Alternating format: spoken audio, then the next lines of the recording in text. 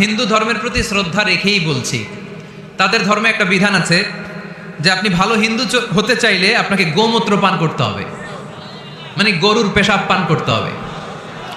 এবং অবাক করা কাণ্ড, তারা ইন্ডিয়া থেকে এটাকে রপ্তানি করে ইউরোপ আমেরিকাতেও পাঠায়। কারণ ইউরোপ আমেরিকার যে হিন্দুরা আছে সেখানকার সুপার স্টোর থেকে, শপিং মল থেকে ওইটা কিনে কিনে পান করে। আপনারা যদি বলে এই যে এক বোতল নিয়ে আসছি গরুর পেশাব, এটা খাইলে তোর 1 কোটি টাকা দিব, খাইবেন? আমি কমু তুই নিয়ে আইসস, তুই খা, ঠিক কিনা? কারণ আমাদের রুচিতে এটা ধরে না, ইসলাম এটা আমাদেরকে শিখায় নাই। তো ইসলামটা হচ্ছে রুচিসম্মত ধর্ম, স্বভাব সুলভ ধর্ম। তারপর হিন্দু ধর্মে ছোট বাচ্চাদেরকে পবিত্র করতে হলে, মেধাবী করতে চাইলে গোবরের স্তূপ করে ওখানে ফেলে দিতে হয়।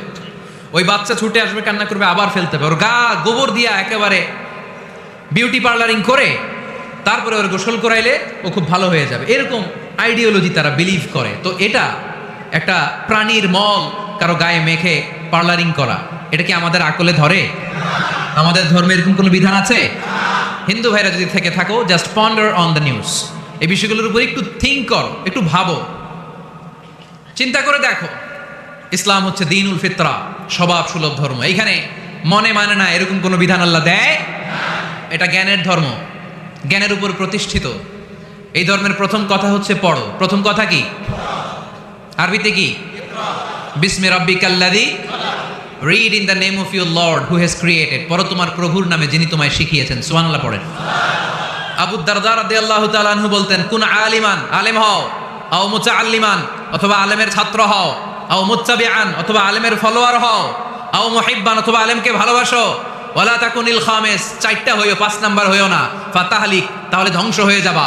5 নাম্বারটা হচ্ছে আলেম বিদ্বেষী, খবরদার আলেমদের পিছনে লেগো না, তাহলে তোমার দিন দুনিয়া আখিরাত সবটারে বরবাদ করে দিবে কে? এটা নলেজের উপর বেস করে ধর্ম, এখানে উল্টাপাল্টা কথা বলার সুযোগ।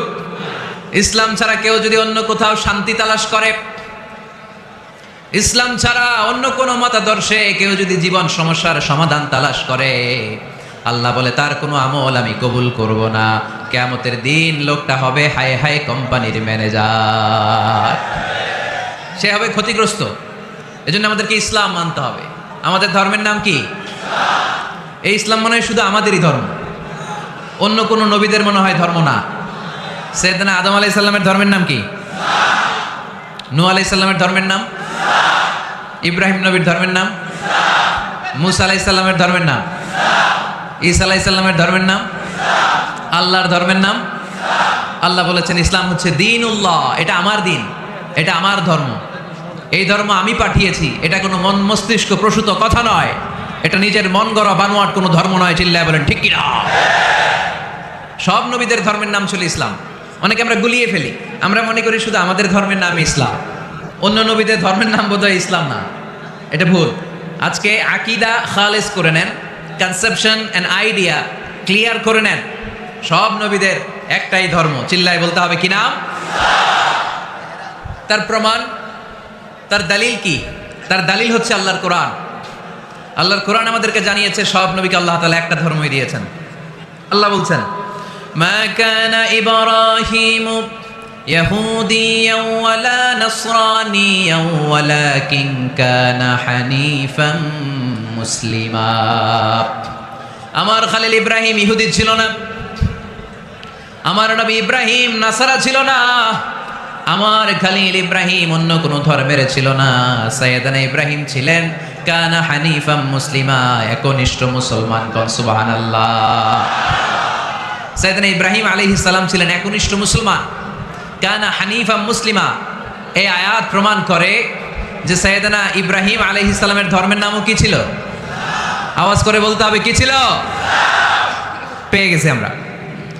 এরপরে সাইয়েদনা ইউসুফ আলাইহিস সালাম দোয়া করেছেন, আল্লাহর মহাগ্রন্থ কোরআন সাক্ষী, তাওয়াফফানি মুসলিমান ওয়া আলহিকনি বিস-সালিহিন। ও আল্লাহ, আমাকে তুমি মুসলমান হিসেবে মৃত্যুদান করো, নেককার বান্দাদের সাথে আল্লাহ তুমি আমারে শামিল করে দাও।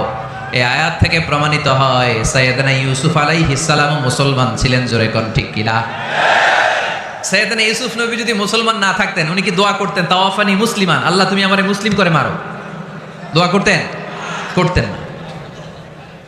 সাইয়েদনা সুলাইমান আলাইহিস সালাম বালকিসকে চিঠি লিখেছে, ইন্নাহু মিন সুলাইমান ওয়া ইন্নাহু বিসমিল্লাহির রহমানির রহিম। বালকিস, এটা সুলাইমান নবীর পক্ষ থেকে চিঠি। আল্লাহ তাআলু আলাইয়া ওয়া আতুনি মুসলিমিন। ও বালকিস, বাড়াবাড়ি করো না। ও বালকিস, খবরদারি দেখিও না, বড়ত্ব দেখিও না। মুসলিমিন, তুমি আমার কাছে মুসলমান হয়ে চলে এসো।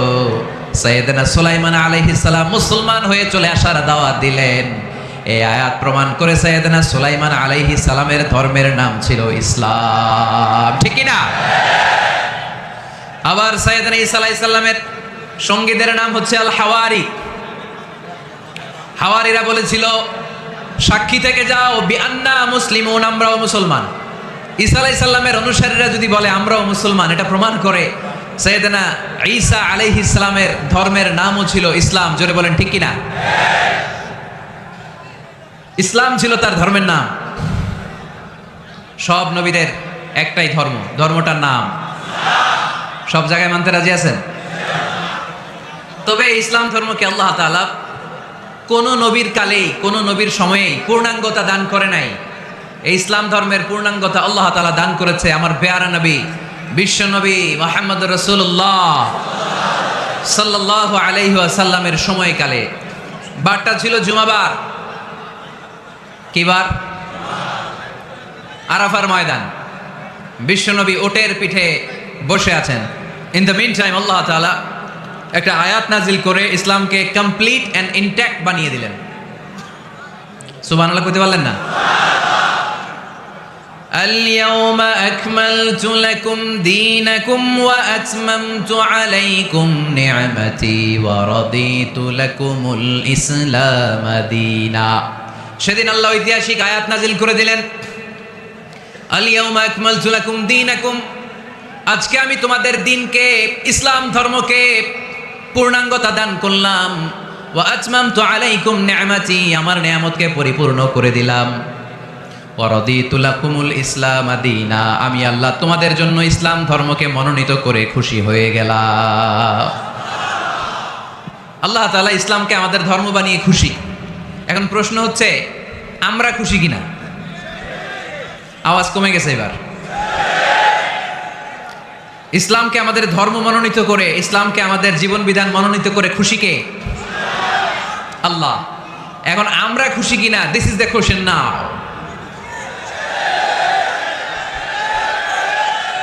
খুশি? কম না বেশি? আসলে আমরা বেশি খুশি এবং প্রতিদিনই এই ঘোষণা দেই, প্রতিদিনই এই ঘোষণা দেই যে আমরা ইসলাম পেয়ে খুশি, কিন্তু অর্থ জানি না, তাই বুঝি না। আমরা প্রতিদিন নামাজের পরে পড়ি রাদিতু বিল্লাহি রাব্বা, রব হিসেবে আল্লাহরে পেয়ে আমরা খুশি। ওয়াবিল ইসলামি দীনা, ইসলামকে ধর্ম হিসেবে পেয়ে খুশি, ঠিক কি না? এই দোয়াটা সালাম ফিরানোর পরে আমরা পড়ি না? পড়ি। রাদিতু বিল্লাহি রাব্বা, আল্লাহরে রব হিসেবে পেয়ে খুশি। ওয়াবিল ইসলামি দীনা, ইসলামকে দিন হিসেবে পেয়ে আমরা খুশি। কিন্তু প্রত্যেক দিন ফরজ সালাতের পরে এই দোয়াটা পড়ি কিনা ভাই?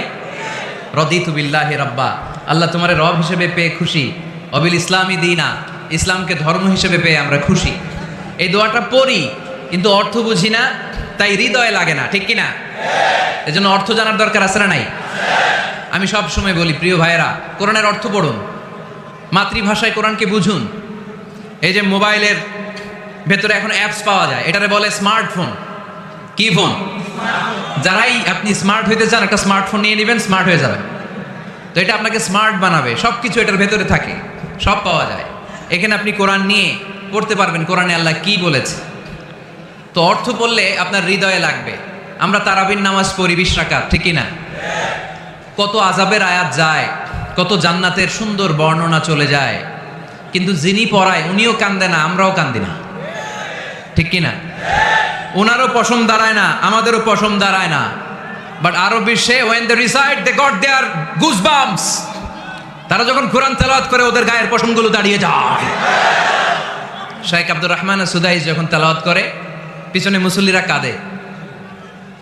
আমি গত বছর হজে ওনার পেছনে নামাজ পড়ছিলাম, উনি সূরা কুরাইশ পড়ছে, উনি পড়ছেন ফালিয়াবুদু রাব্বা হাযাল বাইত, এই কথা বলে উনি কাঁদতে শুরু করলো, আমরাও কাঁদতে শুরু করলাম।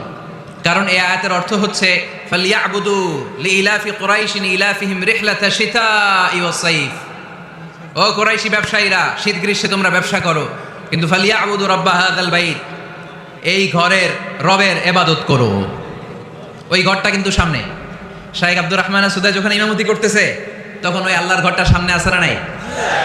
আপনারা টিভিতে দেখেন নাই? কাবা ঘরের সামনেই কিন্তু নামাজটা পড়ে। তো ওই আয়াতের অর্থ ছিল এই ঘরের রবের ইবাদত করবা, তাহলে রিজিকের ব্যবস্থা করবে কে? তো ওই ঘরের সামনে দাঁড়িয়ে উনি ইমাম, চোখের পানি উনি ধরে রাখতে পারে? ধরে রাখা সম্ভব না। এর কারণ অর্থ বুঝে।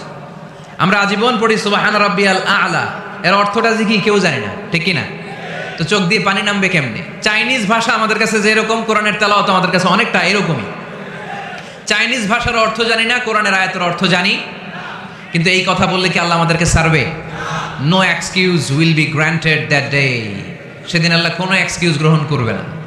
অনেক হিন্দু মুসলমান হয়, এরপরে তারা কোরআন বোঝে, আল্লাহ বলবে হিন্দু হয়ে পারলো, তুই পারলি না কেন? জোরে বলেন ঠিক কিনা? এজন্য অর্থ বোঝার চেষ্টা করতে হবে। তাহলে আলোচনার যেই জায়গায় আমরা এসেছিলাম আর কথা বলছিলাম, আল্লাহ বলেছেন ইসলামকে তোমাদের ধর্ম মনোনীত করে আমি আল্লাহ খুশি। আমরাও বলে দিলাম আল্লাহ তুমি যদি ইসলাম দিয়ে খুশি, আমরাও ইসলাম পেয়ে খুশি। জোরে কোন ঠিক কিনা?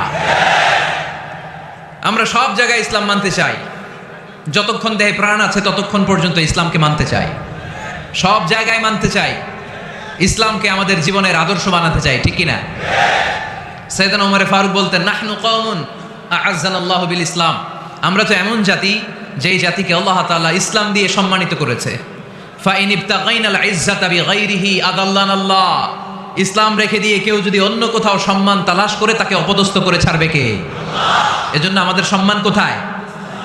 আমরা মুসলমান, এটা বলতে কি আপনাদের লজ্জা লাগে?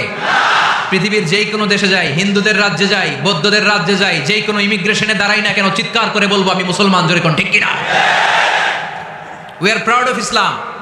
ইসলাম আমার অহংকার, ইসলাম আমার গর্ব, ইসলাম আমার আল্লাহর দেয়া ধর্ম। এজন্য ইসলামের বিজয়কে কেউ ঠেকিয়ে রাখতে পারবে? আমি প্রায় উদাহরণ দিয়ে, উপমা দিয়ে বলি, ইসলাম হচ্ছে চারা বীজের মতো। চারা বীজ মাটিতে ঢুকিয়ে দিলে এটা উপরের দিকে ওঠে। তো ইসলামকে যারা মাটিতে গেড়ে ফেলতে চায় তারা জানে না ইসলামের উপমাটা অনেকটা চারা বীজের মতো। ইসলামকে মাটিতে গেড়ে দিলে এটা কি হবে? জোরে বলেন, আরো জোরে বলেন। উপরের দিকে গর্জে উঠবে।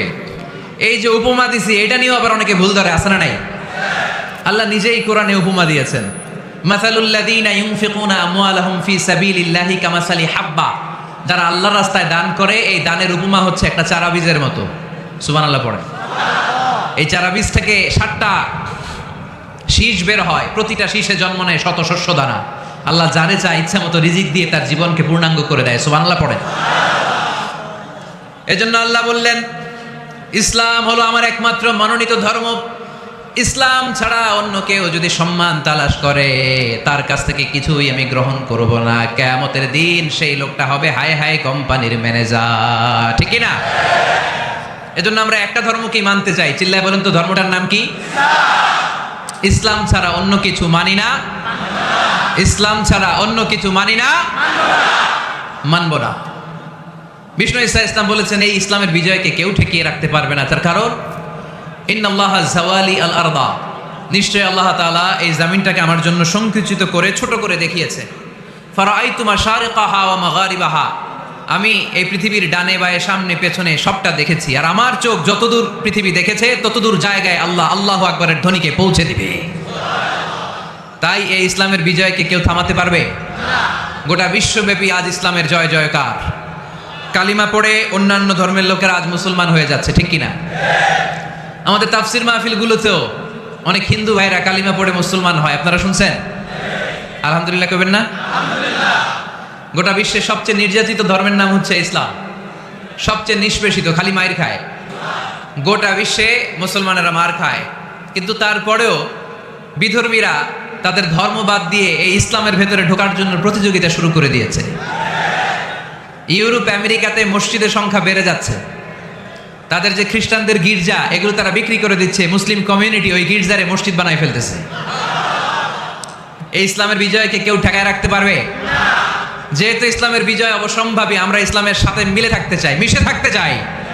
আমরা বিজয়ের অংশীদার হতে চাই।